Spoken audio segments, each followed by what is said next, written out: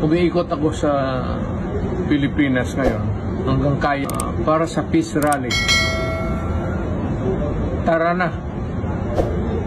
Kung isog ka para sa bayan, we defend the Constitution and the flag of the Philippines. Para wag masira ang bayan natin.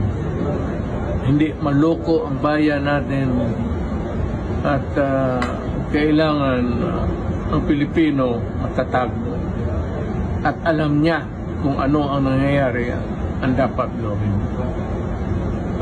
Ito naman ang gusto namin, mapayapa lahat ang mangyayari. Alam mo, hindi kami binibigyan nakakatawa nga hindi kami binibigyan ng permiso ng mga mayor mag-rally.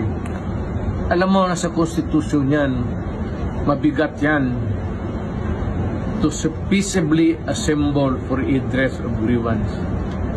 It is a constitutional right of everybody and you just cannot violate it.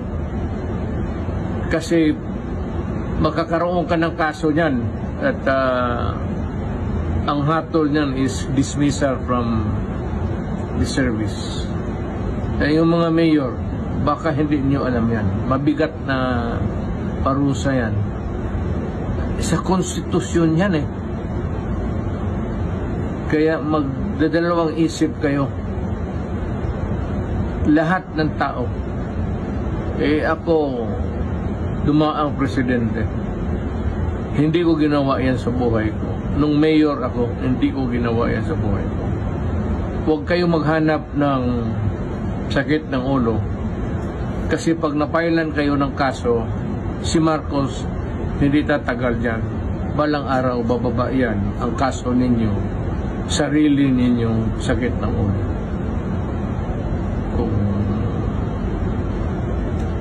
It's up to you. It's up to you. Bahala kayo. Makinig kayo, okay. Pag hindi, okay rin. Pero ang consequence ng ginagawa ninyo, mabigat yan. Mga kapatid kong Pilipino,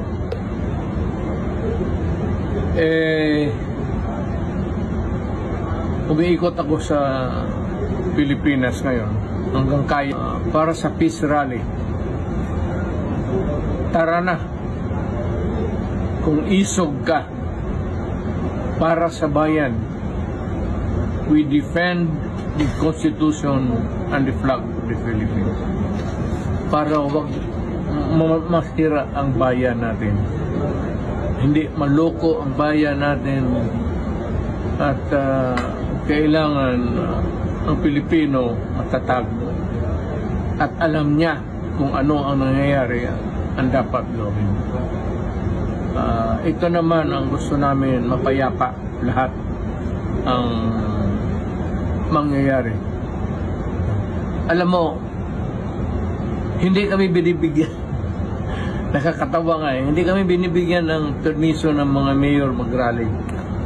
Alam mo, nasa konstitusyon yan, mabigat yan to peaceably assemble for redress of grievance. It is a constitutional right of everybody and you just cannot violate it. Kasi makakaroon ka ng kaso niyan at ang hatol niyan is dismissal from the service. Kaya yung mga mayor, baka hindi niyo alam yan. Mabigat na parusa yan. Sa konstitusyon yan eh. Kaya magdadalawang isip kayo. Lahat ng tao. Ako, dumaang presidente.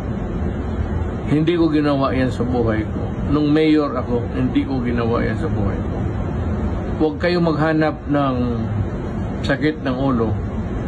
Kasi pag napailan kayo ng kaso, si Marcos hindi tatagal dyan. Balang araw bababa yan ang kaso ninyo, sarili ninyong sakit ng ulo.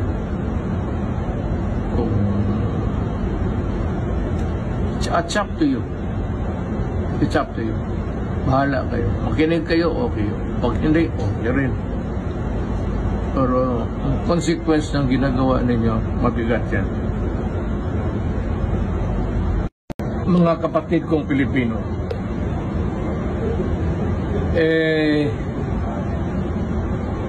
umiikot ako sa Pilipinas ngayon hanggang kaya para sa peace rally.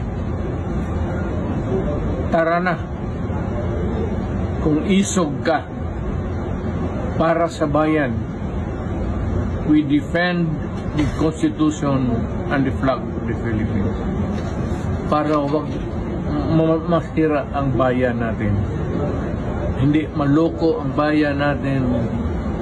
At kailangan ang Pilipino matatag. At alam niya kung ano ang nangyayari ang dapat gawin. Ito naman ang gusto namin, mapayapa lahat ang mangyayari. Alam mo, hindi kami binibigyan.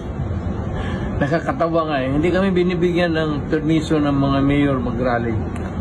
Alam mo, nasa konstitusyon yan, mabigat yan, to peaceably assemble for redress of grievance. It is a constitutional right of everybody, and you just cannot violate it. Kasi makakaroon ka ng kaso niyan at ang hatol niyan is dismissal from the service.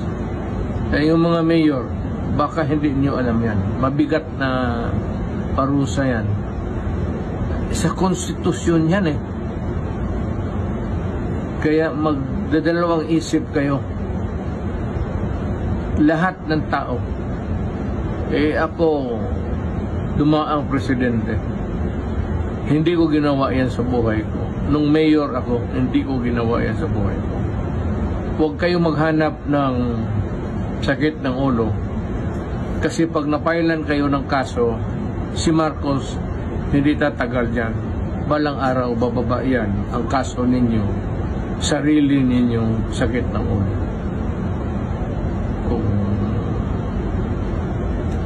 It's up to you. It's up to you. Bahala kayo. Makinig kayo, okay. Pag hindi, okay rin. Pero ang consequence ng ginagawa ninyo, mabigat yan. Mga kapatid kong Pilipino,